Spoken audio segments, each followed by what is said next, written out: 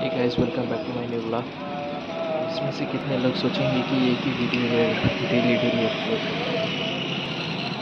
ऐसा नहीं है मेरे भाई, बस मुझे आदत नहीं है डेली डेली वीडियो डालने का और मुझे फ्रंट पे आना था, इसलिए मैं भी धीरे धीरे कर करके अभी एक दिन पब्लिक में भी बनाएंगे ब्लॉग।